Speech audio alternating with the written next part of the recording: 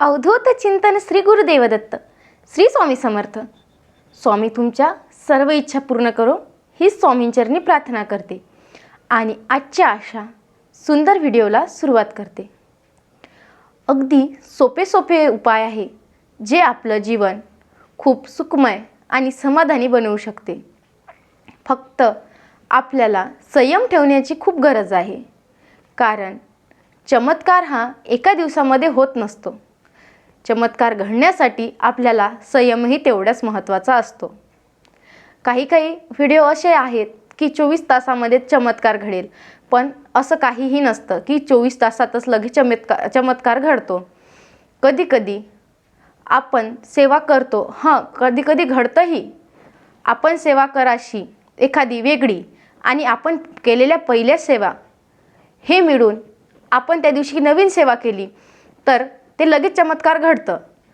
पण ते आपण केलेलं पुण्य आणि आपण जे सेवा करत आहे वेगळी काही, ते एकच दिवशी येतं, त्यामुळं असेही होऊ शकतं. पण अशा काही गोष्टी असतात ज्या केल्याने आपण एकदम आनंदी सुखमय जीवन जगू शकतो. कोणाकडे खूप जास्त पैसा असतो तर कोणाकडे खूप कमी पैसा असतो, तरीही कमी पैसावाला खूप आनंदी असतो. कोणाकडे खूप जास्त पैसा असूनही तो आनंदी नसतो. कोणाच्या फॅमिली प्रॉब्लेम असतात तर कोणाच्या पैसा खूप जास्त येतो पण पैसा टिकत नाही. अशाही प्रॉब्लेम असतात. त्यासाठी आपण अगदी सोपे आणि साधे उपाय केल्यानेही आपण खूप सुखी समाधानी आयुष्य जगू शकतो. हे जगण्यासाठी आपल्याला काही अगदी साधे सोपे उपाय करायचे आहे आणि आपल्याला दिवसातून एकदा संध्याकाळच्या वेळेस हे 3 जादूचे शब्द बोलायचे आहे. जादूचे शब्द याचा अर्थ वेगळा पकडू नका, पण हे आपल्या जीवनात जादूसारखीच कमाल करेल हे नक्की आहे.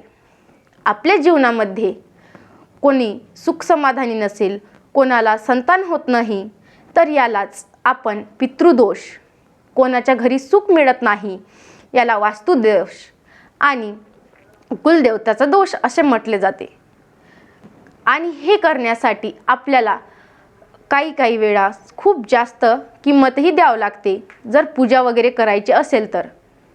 पण आपण अगदी साधे सोपे उपाय केल्याने यामधून चांगले मार्ग मिळवू शकतो.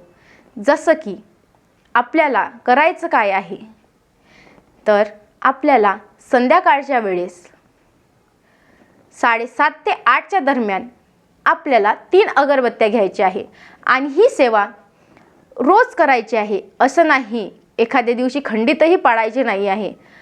जर आपण गावाला गेलो किंवा महिलांच्या काही प्रॉब्लेम आल्या तर ही खंडित पडलेली सेवा चालेल, पण आज केला उद्या कंटाळा आला अशी सेवा करूच नका. कारण ही सेवा आपण एकदा करायची, दुसऱ्या दिवशी नाही करायची असं केल्याने होत नसतं. आपल्याला चमत्कार आपल्या आयुष्यात घडवायचा आहे तर आपल्याला थोडेफार कष्ट हे करावंच लागते.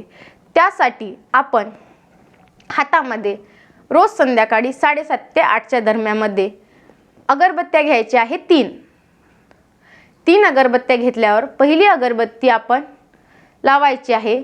त्यावर घंटीनाद हा खूप जोरात करायचा. घंटीनाद केल्याने आपल्या घरामधली निगेटिव्हिटी ही दूर होते. जेवढ्या जोरात घंटानाद करसाल तेवढं आपली निगेटिव्हिटी चालली जाते. आणि रोज सकाळी शक्य असल्यास तुम्ही शंखाचा आवाज करायचा. तुम्ही रोज शंख वाजवला तरीही आपल्या घरामधली निगेटिव्हिटी कमी होणारच. घंटा वाजवणं आणि शंख वाजवणं हे वाजवल्याने आपल्या घरातली निगेटिव्हिटी दूर होते. निगेटिव्हिटी दूर झाली की आपल्या घरात ॲटोमॅटिकच चांगलं वातावरण, प्रसन्न वातावरण हे होणार.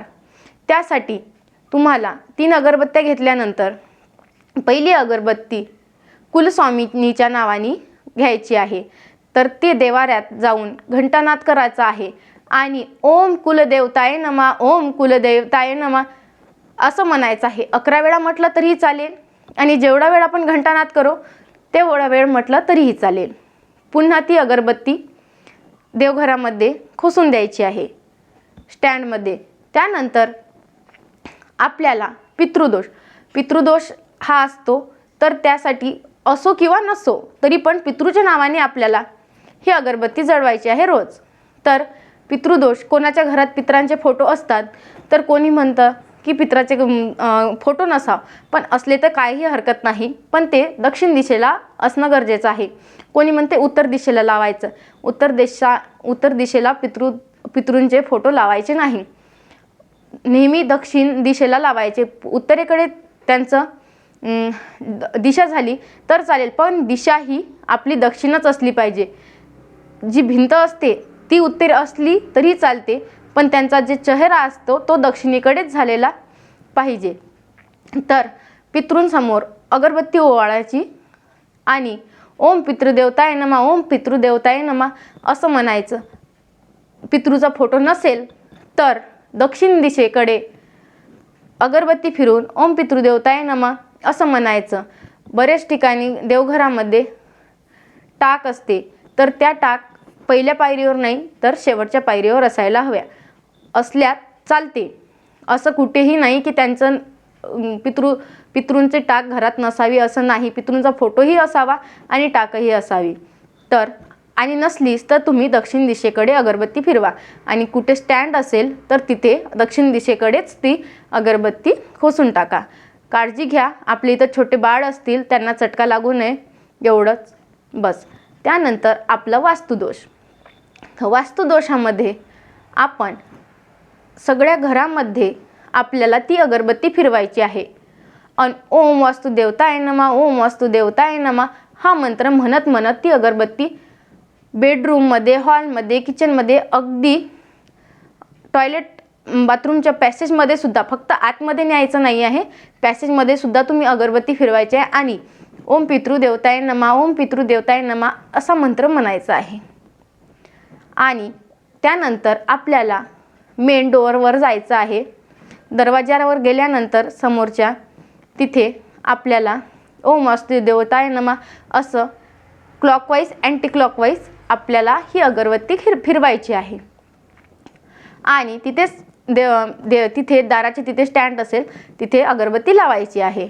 असं केल्याने तुमच्या आयुष्यात नक्की काही ना काही चांगलं घडेल. कारण हे दोष आपल्याला लागले असतात, त्यामुळंच आपली प्रगती होण्याची कमी होते आणि आपली भरभराट तेवढी होत नाही. आणि असं केल्याने आपली नक्कीच भरभराट होईल, आपली प्रगती होईल. तर तुम्ही हे नक्की, अगदी साधे सोपे उपाय आहेत आपल्या चॅनलवरती, नक्की आवर्जून तुम्ही हे गोष्टी करा, तुम्हाला नक्की फरक जाणवेल. आणि मी ह्या व्हिडिओमधून मला जेवढं सांगता येईल तेवढं मी सांगण्याचा प्रयत्न केला. तर काही बाकी असेल तर मला नक्की कमेंट करून सांगा. माझ्या चॅनलला लाईक, सबस्क्राईब करायला विसरू नका. श्री स्वामी समर्थ. जय जय स्वामी समर्थ. अवधूत चिंतन श्री गुरुदेव दत्त. श्री स्वामी समर्थ. धन्यवाद.